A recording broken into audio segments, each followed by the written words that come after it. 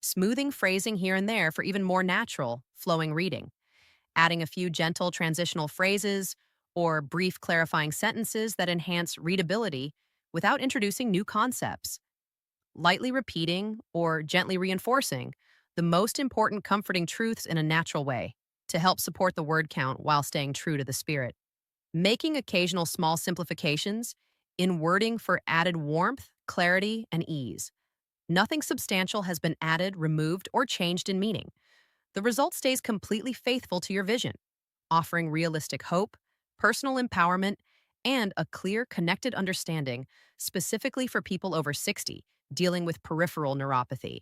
If you are over 60 and you have started noticing burning sensations in your feet, numb or tingling toes, feelings like electric shocks running through your limbs, constant pins and needles, or difficulty staying balanced and steady on your feet, please listen to this carefully and let it sink in. These symptoms are not simply strange, random occurrences, and they are not an inevitable, unavoidable part of getting older. Instead, they arise from a slow, gradual shift in the biological environment inside your body, a change that very often developed so quietly and over so many years that it went unnoticed until the symptoms at last became clear and impossible to ignore.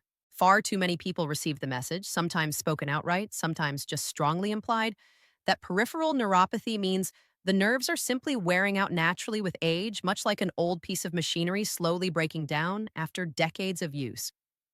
Others are told it is largely genetic, with little real hope for any meaningful improvement. The common advice, whether direct or subtle, tends to center on managing the discomfort as well as possible while bracing for a slow but steady worsening over the coming years. What is so rarely explained in a straightforward, compassionate, and clear manner is this: nerves do not decline in a random, unpredictable way, nor is it purely an unstoppable age-related process. Nerves respond quite directly to the chemical environment surrounding them, to the quality and reliability of their blood supply, and to the metabolic signals they receive day after day. When that internal environment turns persistently unfavorable or even becomes hostile over time, the nerves gradually begin to struggle and display signs of distress. Just as importantly, the opposite is also true. Even modest but consistent improvements in that same internal environment can allow nerves to hold on to, or in many cases recover, far more function and comfort than most conventional explanations suggest is realistic or possible. Peripheral neuropathy is not one isolated disease by itself. Rather, it is a recognizable pattern of damage that emerges when the peripheral nerves, the long, branching pathways linking the brain and spinal cord to every far reaching part of the body, start to malfunction. These nerves are responsible for carrying essential signals related to sensation, such as touch, temperature, and pain, muscle movement and coordination, balance, and various automatic body functions.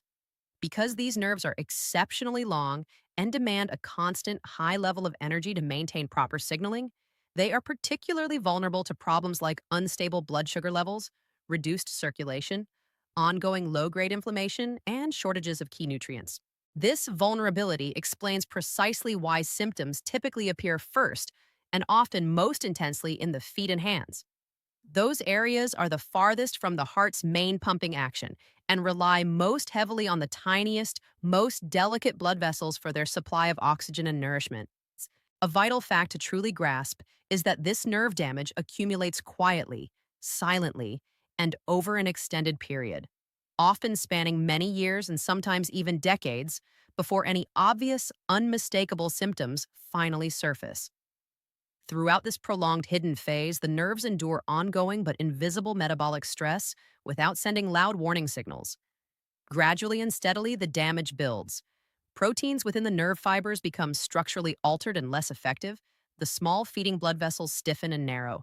The protective myelin insulation slowly thins, and the electrical impulses traveling along the nerves lose speed, strength, or accuracy. For a considerable time, the nervous system compensates remarkably well, masking these early issues so that everyday life proceeds without noticeable interruption.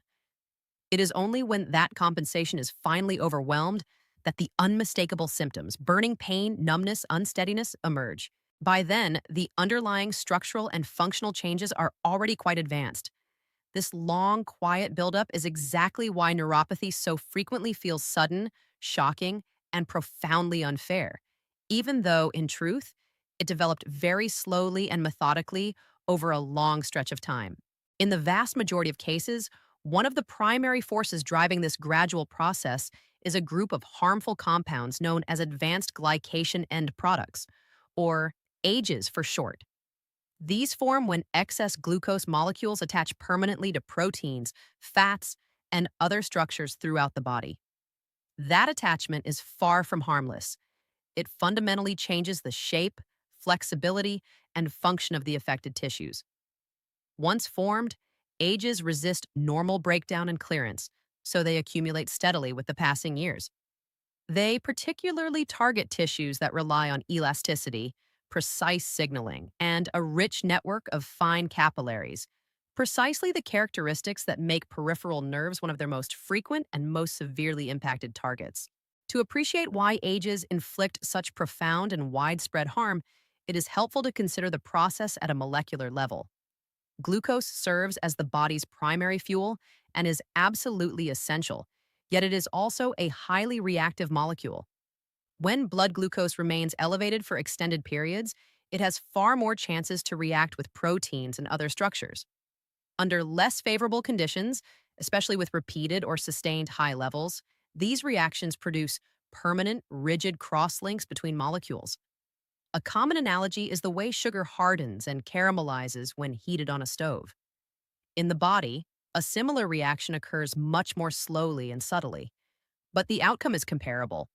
Tissues lose their flexibility, function less efficiently, and become far more susceptible to inflammation and additional injury. For peripheral nerves in particular, AGEs inflict damage through a powerful triple mechanism that strikes several critical components simultaneously. First, they directly modify the nerve axons, disrupting key proteins required for smooth and efficient electrical impulse transmission. Second, they harm the myelin sheath, the vital fatty insulation that enables rapid, dependable signal conduction.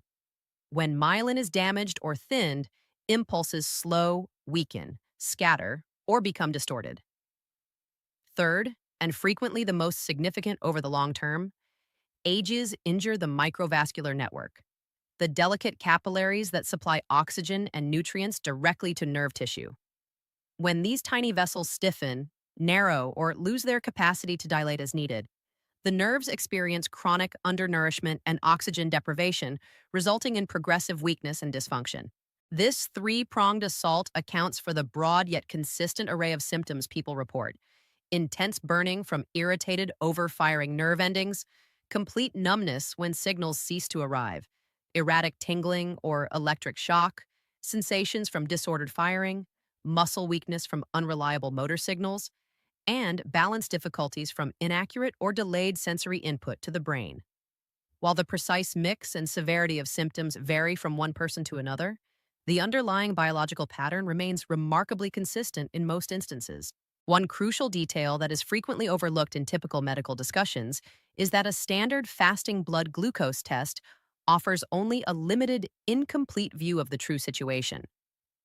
Many individuals with developing or established neuropathy are informed that their glucose is normal simply because their fasting level falls within the reference range. However, a fasting measurement captures only the lowest point of the day, after many hours without food, and entirely misses the damaging spikes that occur after meals. The greatest contribution to age formation takes place during those post-meal periods, when glucose surges sharply and remains elevated for hours.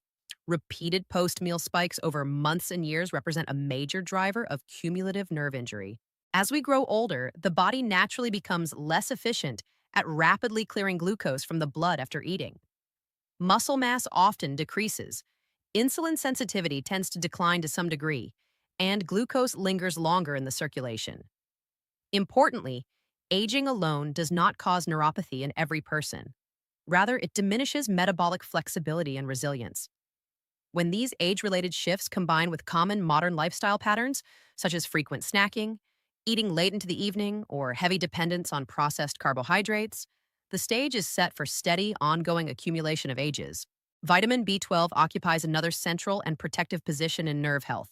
It is indispensable for preserving the myelin sheath supporting DNA repair and synthesis within nerve cells and assisting in the clearance of toxic metabolic byproducts. Sadly, B12 absorption commonly decreases with age, and this reduction is often worsened by widely prescribed medications like proton pump inhibitors, H2 blockers, and metformin. When B12 falls below optimal levels, a critical defense and repair system for nerves becomes compromised, permitting damage to advance more readily. Standard laboratory tests can occasionally overlook what is termed functional B12 deficiency. Serum levels may appear within the normal reference range, yet remain insufficient to fully satisfy the nerve's actual requirements.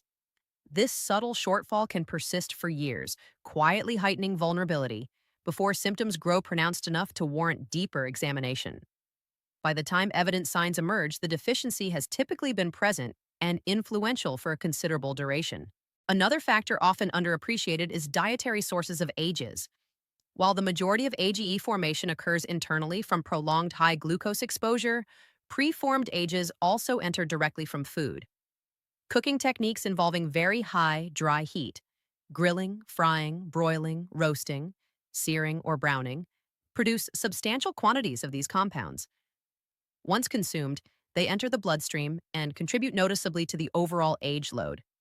Even when general blood sugar control appears reasonably sound, frequent high-heat cooking can accelerate tissue aging and damage. Shifting toward gentler methods, steaming, poaching, braising, slow cooking, or stewing, can meaningfully lower dietary age intake through only minor adjustments to routine habits. Once nerve damage has begun, inflammation enters the picture to intensify and prolong the issue. AGEs bind to specific receptors, particularly RAGE, activating widespread inflammatory pathways. These pathways sustain nerve irritation, heighten oxidative stress, and establish a self-perpetuating feedback loop. This persistent inflammatory activity helps account for why symptoms frequently intensify at night. Circulation naturally slows during rest, permitting inflammatory substances to accumulate and linger. The resulting disruption of sleep creates its own damaging cycle. Poor sleep aggravates insulin resistance, elevates stress hormones such as cortisol, produces larger glucose fluctuations the following day, generates more AGEs and inflammation, and further impairs restorative sleep. Physical activity emerges as one of the most powerful, accessible, and evidence-supported means of breaking this harmful sequence. When muscles are engaged, particularly soon after eating, they naturally draw glucose from the bloodstream for energy use, thereby blunting those damaging post-meal spikes. Even modest brief walks, nothing strenuous, are sufficient to create meaningful reductions in both the peak height and duration of post-meal glucose elevations. The primary value lies not in dramatic calorie expenditure or significant weight loss, but in establishing steadier, healthier metabolic patterns day after day. Consistent movement also enhances blood flow to peripheral tissues, including the nerves, supplying more oxygen and nutrients while aiding the removal of waste products. Preserving muscle mass serves a comparably essential long-term purpose. As muscle tissue diminishes with age or inactivity, the body's capacity to store and manage glucose efficiently weakens. Light resistance training, using simple bodyweight exercises, resistance bands, or light weights, helps maintain muscle, bolsters metabolic health, and delivers indirect yet substantial protection for nerves. This advantage develops gradually and quietly, which is why it is so frequently undervalued relative to quicker interventions. Proper hydration supports the entire system by maintaining optimal blood viscosity and fostering healthy microcirculation.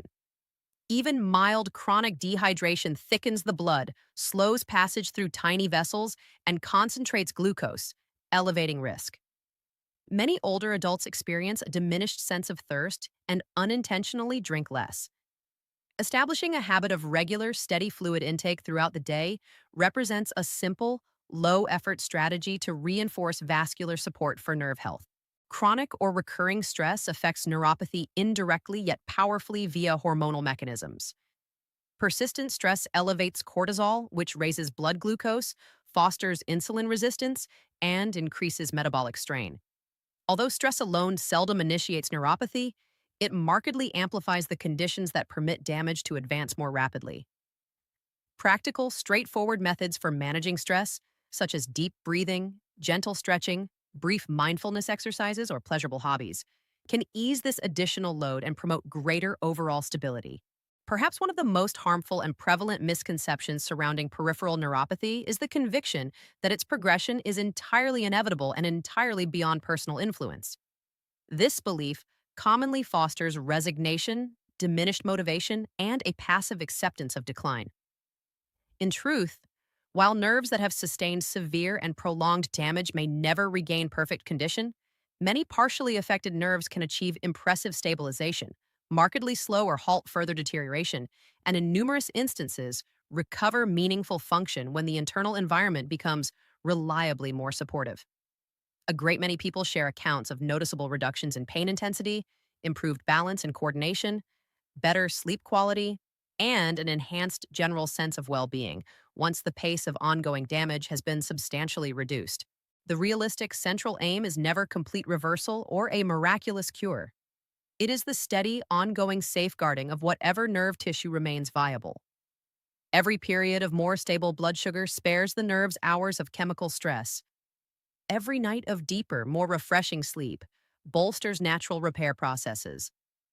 Every decrease in systemic inflammation permits clearer, less distorted signaling. Across months and years, these small yet consistent improvements accumulate in precisely the same gradual manner that the original damage occurred, slowly, steadily, and with considerable power. The capacity to exert meaningful influence over this trajectory holds profound importance. Efficient post-meal glucose clearance relies heavily on sufficient muscle mass. Insulin channels excess sugar into muscle cells for storage and utilization. When muscle declines, glucose remains in circulation longer, prolonging the window for glycation. This connection clarifies why neuropathy risk increases with age, even among those who remain relatively lean, since muscle loss can occur independently of visible weight gain, particularly in the absence of strength-preserving activity. This muscle-glucose relationship underscores why consistent movement delivers robust nerve protection, often even before major dietary shifts are implemented. Regular short walks after meals, for instance, meaningfully reduce both the amplitude of glucose peaks and their duration. Over months to years, this practice lessens the cumulative age burden, mitigates inflammation, and enhances blood flow through microvascular networks to the nerves, addressing root causes far more directly than symptom-focused treatments alone. The vascular network holds equal significance. Peripheral nerves depend on an intricate web of minute capillaries that are highly susceptible to glycation, oxidative stress, and stiffening. Ages diminish nitric oxide production, impair vessel dilation, and induce chronic mild ischemia in distant tissues. Symptoms manifest earliest in the feet, not because those nerves are intrinsically more delicate, but due to their greater distance from the heart and reliance on the finest vessels. This vascular element also accounts for why symptoms frequently worsen in cold weather or at night, when circulation decreases further, and why a history of smoking elevates long-term risk. Inflammation functions as the connecting thread weaving through nearly every aspect. The binding of ages to their receptors initiates cascades that amplify oxidative damage, disrupt cellular energy production, and intensify insulin resistance, establishing a reinforcing loop capable of accelerating symptom progression, even absent clear external triggers. Deep, restorative sleep forms a foundational element of recovery. During high-quality sleep, inflammation subsides, insulin sensitivity improves, and repair factors are released. When neuropathy interferes with sleep, this protective period shortens, undermining metabolic regulation and hastening damage.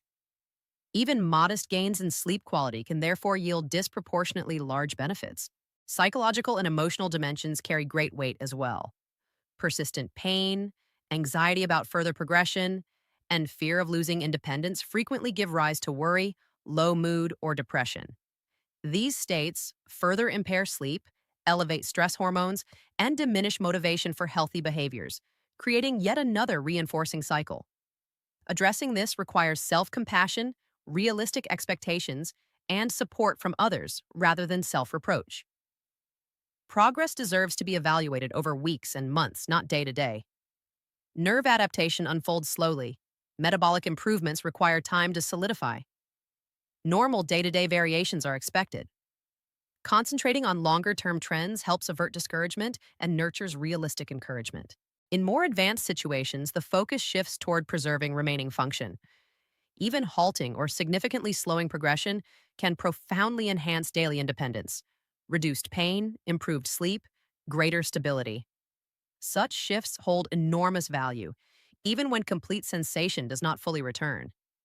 Aging also progressively weakens nerve muscle junctions. Motor nerves gradually retract from certain muscle fibers, diminishing responsiveness. The body's compensatory sprouting has inherent limits. This process contributes to declining coordination, elevated fall risk, reduced activity, muscle loss, and deteriorating metabolism. A familiar downward spiral that gentle ongoing movement helps interrupt. Certain key nutrients merit attention. B12 deficiency can imitate or exacerbate neuropathy. Magnesium aids proper signaling and calmness. Testing and thoughtfully correcting deficiencies can bolster resilience. Hydration directly influences microcirculation and blood thickness. Age-related reductions in thirst perception heighten risk. Consistent fluid intake supports sustained flow and nerve nourishment. The most empowering insight of all is this: neuropathy is a condition you are living with. It is not your entire identity. You continue to be a complete person with a rich history, meaningful relationships, personal strengths, passions, and purpose. Maintaining this broader perspective prevents the condition from overshadowing your life more than necessary. Early and consistent attention to B vitamins, particularly B12, B6, and folate, especially after age 50 or when using medications that impair absorption, helps identify and address issues before they produce major consequences. Suitable correction supports myelin integrity and reinforces natural repair mechanisms. Prevention is never about perfection or the complete elimination of any decline. It is about steadily building protective habits year after year, gently flattening the curve of change so that it remains mild. Countless individuals in their 70s or 80s experience only occasional mild tingling, retain solid balance, and preserve reasonable foot sensation because they followed these principles quietly and consistently over decades, not through extremes, but through sustainable, repeatable choices. None of this information is concealed, overly complex, or unattainable. It draws from long-established research in metabolism, glycation, inflammation, nerve biology, and aging. What has too often been absent is a clear, connected, and compassionate explanation, crafted especially for those over 60 who are navigating symptoms themselves or supporting loved ones through the experience. Peripheral neuropathy does not need to stand as a mysterious, terrifying, unstoppable sentence. At its foundation, it serves as a delayed message. The internal environment has drifted too far from balance for too long. The hopeful, realistic truth is that this same environment can, in most cases, be gently and persistently steered back toward conditions that slow further damage, foster stability, and occasionally permit partial recovery in the nerves that remain viable. You do not need to reverse decades of gradual change overnight or through drastic disruption. What matters is simply ceasing to add to the harm beginning today and continuing to make that same choice tomorrow, the next day, and onward. Every hour of steadier glucose, every gentle post-meal walk, every improved night of sleep, every modest reduction in inflammation represents a meaningful vote cast for nerve preservation. Over the span of months, years, and decades, those individual votes accumulate with real power. They may not eliminate every trace of prior damage, but they possess the ability to transform the entire narrative, from one of inevitable decline to one of managed stability and genuine influence. From helplessness to grounded, realistic hope, from a feeling of powerlessness to a clear recognition of personal agency. That fundamental shift, from the disheartening notion that nothing can be done to the empowering realization that I can influence so much, marks the place where the deepest and most lasting change truly begins. The most powerful and liberating truth to hold close is this: peripheral neuropathy is a medical condition you are living with. It is not your entire identity. You remain a whole, complete person with a unique history, valued relationships, personal strengths, interests, and hopes for what lies ahead. Embracing this wider view helps ensure the condition does not dominate or define your life any more than it truly must. B vitamin status warrants early and regular attention, especially B12, B6, and folate, particularly after age 50 or when medications interfere with absorption, such as metformin, acid blockers, and others. Routine monitoring, combined with appropriate correction via diet, sublingual forms, or injections when medically advised, helps preserve myelin and strengthen the body's repair mechanisms. Prevention does not demand flawless performance or the total absence of decline. It involves steadily gathering small protective elements year after year so the overall trajectory becomes far gentler. Someone in their 70s or 80s who deals only with mild occasional tingling, maintains good balance, and keeps reasonable foot sensation has typically adhered to these principles quietly and consistently for decades, not through extreme efforts, but through sustainable, repeatable habits. None of this information is secret, complicated, or beyond reach.